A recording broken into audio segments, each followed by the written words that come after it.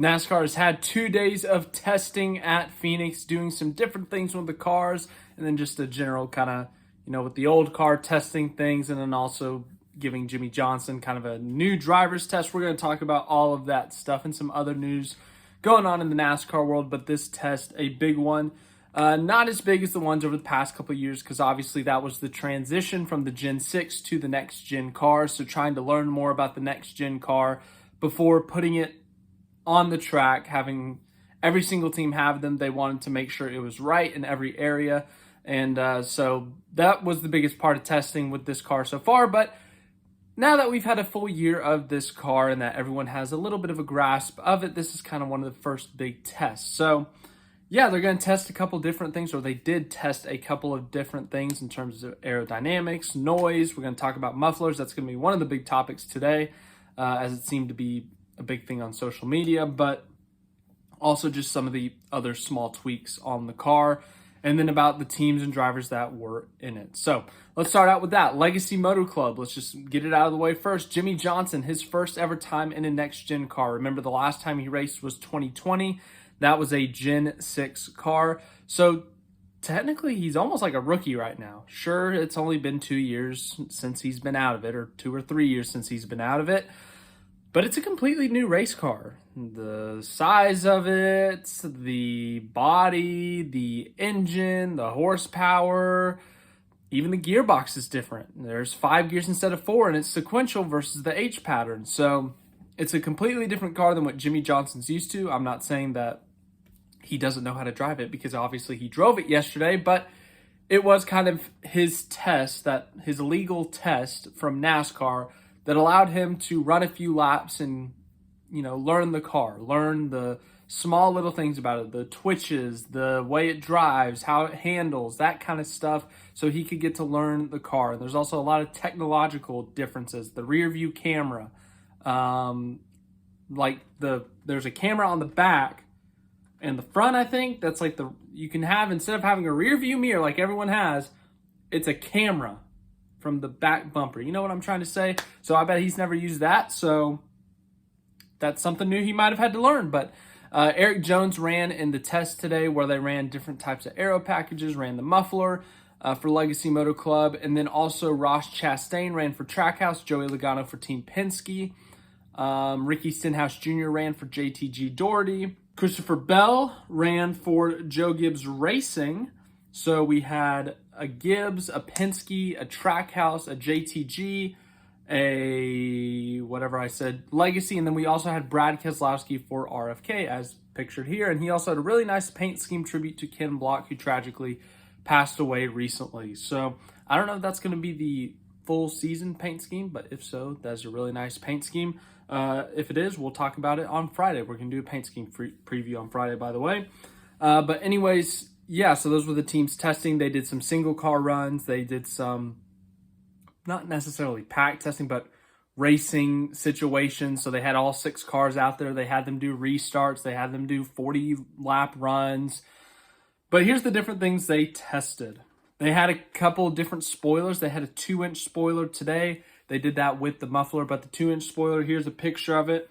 I think the current spoiler is 4 inches, I want to say, maybe 4.5 inches, but lowering the spoiler, trying to do that just to, I guess, make the cars go faster or something aerodynamically, make it easier to pass at tracks like this. Phoenix was kind of a difficult track to pass.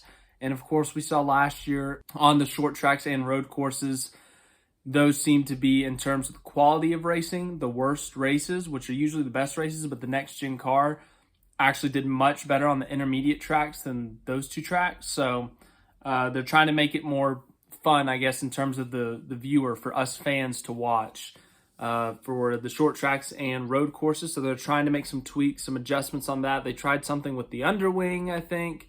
But the drivers, for the most part, they said they think it's a step in the right direction in terms of changing the underwing, in terms of changing the spoiler, trying to get it down, maybe even have no spoiler.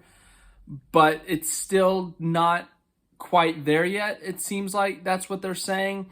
I think Bell and Jones said it's a good directional change, like trying to get the spoiler lower. but it works really well in the single car run, when you're by yourself, but it still doesn't work in the pack run, in the racing run that they did in the test. So they're still looking to make some adjustments there. I don't know when they will do those adjustments. I don't know if they'll ever do them this year, but trying to look towards the future, how to make the racing better, how will it get better? We'll see. So it seems like they're trying to do something there. I think Joey Logano, he had said something about you used to be able to get up on a guy's bumper and you didn't have to hit him to move him because you'd suck the air off of the back of their car and the car would move up the racetrack or something, or get all, messed up. Not messed up, I'm trying to think of the terminology, but you kind of get them up the track through messing with the air, kind of messing with the aerodynamics of the car kind of thing. So we've seen that instance before. Plenty of times in NASCAR where someone doesn't even hit them. You just get the air off the back of their car and you get up on them at a certain angle, and the way the aerodynamics works, the car in front somehow just loses grip, loses the front end, the back end, whatever it may be, and all of a sudden it's disrupted, it's off up the track. Sometimes they spin. So, he said he misses doing that. Not necessarily the spinning people out part, but, being able to get up on someone and not having to actually move them, that kind of thing. So I thought that was an interesting comment in terms of the aero. So having something back like that to where you can kind of get up on a guy and not necessarily needing to move him. So that was another aspect. Now let's talk about the fun thing. Well, some people don't think it's fun. Mufflers. So NASCAR is going to have a couple big races this year that are not in traditional racetrack settings. It's not going to be a closed circuit, a closed oval, or even a closed road course. We're going to see the LA Coliseum again, the football stadium in LA. We are also going to see the Chicago street course, where they're going to be in Chicago on the streets. And here's the thing. NASCAR stock cars are loud. When you go to the race, you got to wear earbuds usually, unless you're bold. You got to wear over-the-head earphone thingies. You'll see a lot of people if you go to a NASCAR race with headphones because the cars are loud. Well, because of these two situations, the LA Coliseum and the Chicago street course, it's going to be a little bit extra loud. You got to think about different things in terms of sound, the way sound waves go. They deflect off buildings. They come back into the street. There's people on other sides of the city that are going to hear it. So, you want to be a little bit respectful. Sure, they're shutting down a lot of this portion of the city for the race, but, still it's going to be loud. So one of the concerns is noise, and that's usually an issue that comes up when NASCAR is going to a different area, when they have city council meetings about it. One of the complaints or one of the reasons that people don't want it is because of the noise, because the cars are loud. So NASCAR is trying to run a muffler of sorts in order to get rid, not completely get rid, but to reduce the amount of noise that it makes. Get rid was not the right term. They're trying to reduce the noise. I'm not trying to scare anyone here, but basically it's not that big of a difference, at least from my view. I've only seen videos online, and the videos online don't tell me enough, but it's a slight difference. I've never been to Phoenix Raceway, I couldn't tell, but here is the difference.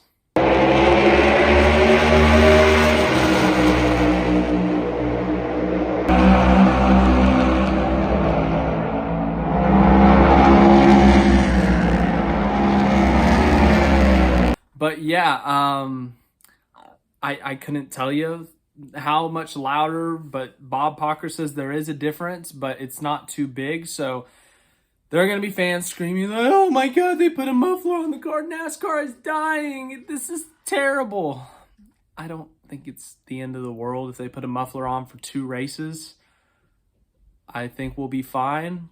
But also, it is cool to hear the car noises. I agree with you on that, but they're not getting rid of the noise. They are only reducing the noise for these couple of races because the next gen car is a little bit louder. The way the engine goes, somehow the exhaust, I don't know how, but somehow it's just a little bit louder than the older cars. I really don't know how, but the next gen car is slightly louder, and so they're trying to reduce that noise for those 2 races.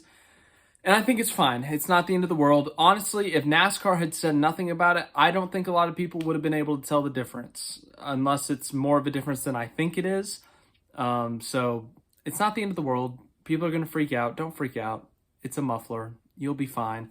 But any other updates here? Let's see. So they did the mufflers. We talked about that. I don't think it's a big deal. I think it'll be fine if they use it at the Clash and the Chicago Street Course, and it's also a reasonable reason to have them, so good for them.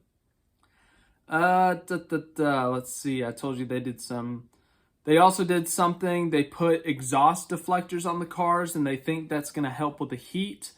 In terms of the in-car, remember one of the first big problems with the next-gen car was that it was too hot in the cockpit, so they had to make some adjustments. They had to put some slits in the windshield, I think, in order to get some of the hot air out of the car so the driver could have a little bit more relief. So they're still trying to fix that.